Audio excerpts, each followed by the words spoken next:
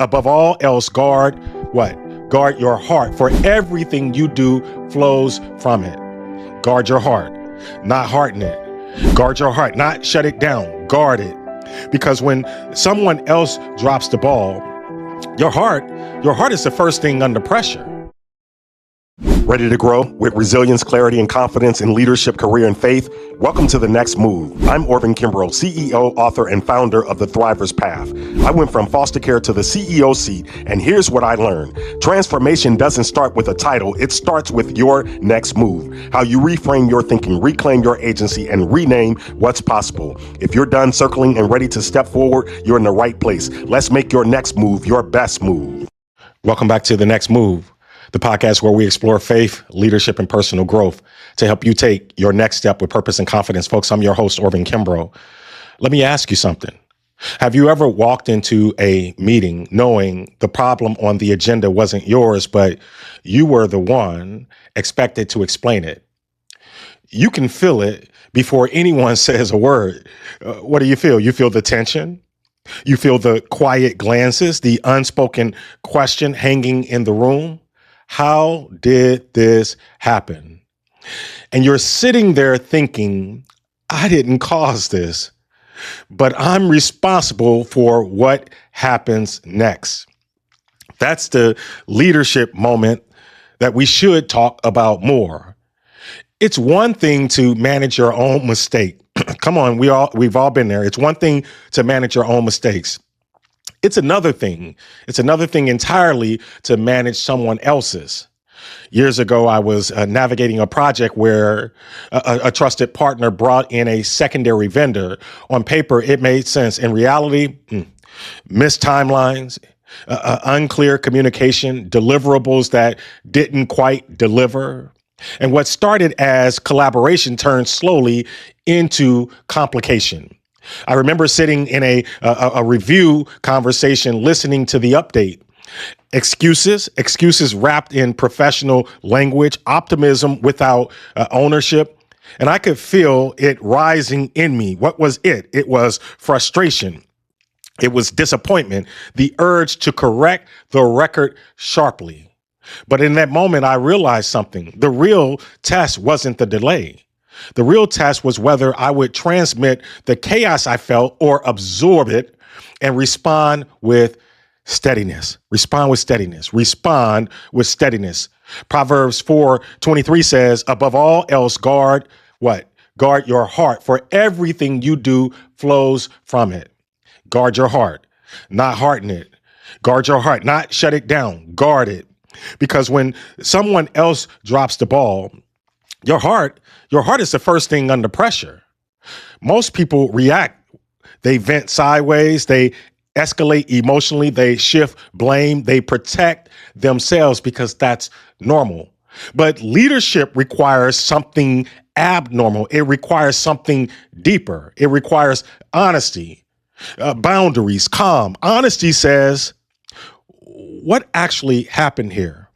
Boundaries say, this cannot continue into the next phase. Calm says, we will address this without losing ourselves. And here's the principle I've come to learn over time. Leadership is not about who dropped it. It's not about who dropped it. It's about who steadied the room. Now, let me take you somewhere more personal.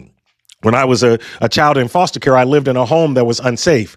I did what adults tell children to do. I spoke up.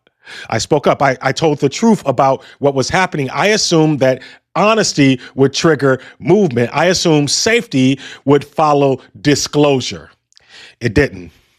No dramatic sense, no loud confrontation, just procedural delay, paperwork, capacity issues, and decisions that may have made sense on paper. I said may have made sense on paper, but ignored reality on the ground. As a kid, that teaches you something.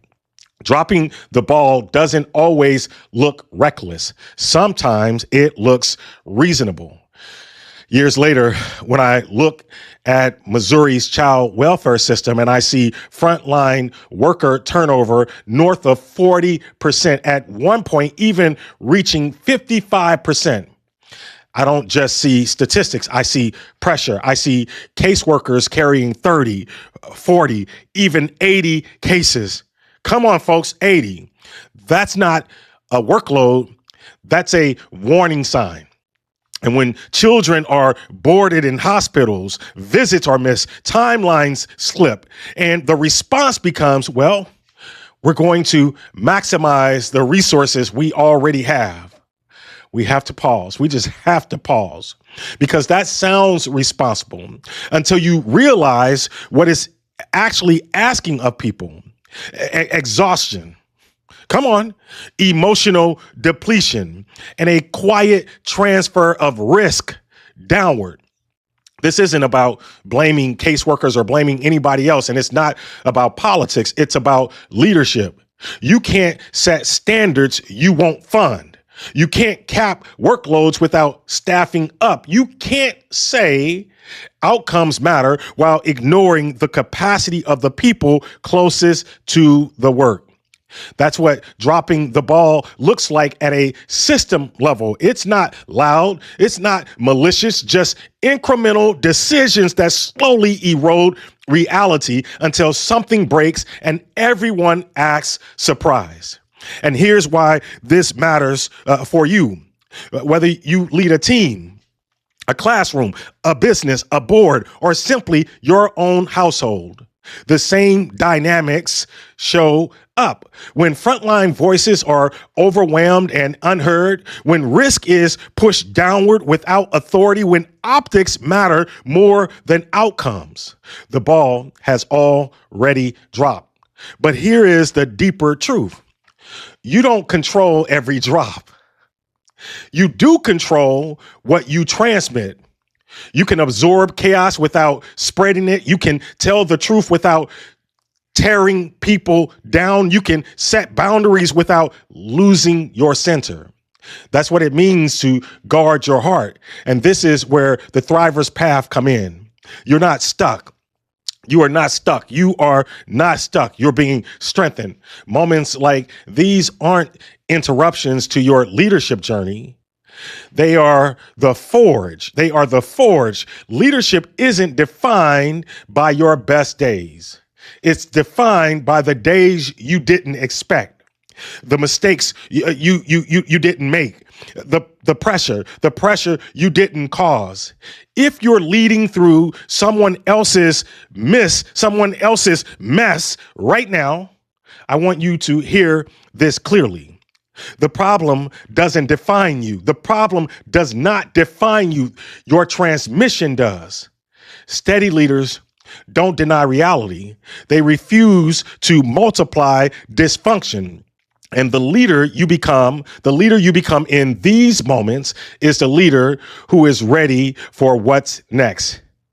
If this resonated, it's probably because you're carrying weight. That's exactly why I built the Thriver's Path, not to give you more information, but to help you develop the steadiness that leadership requires.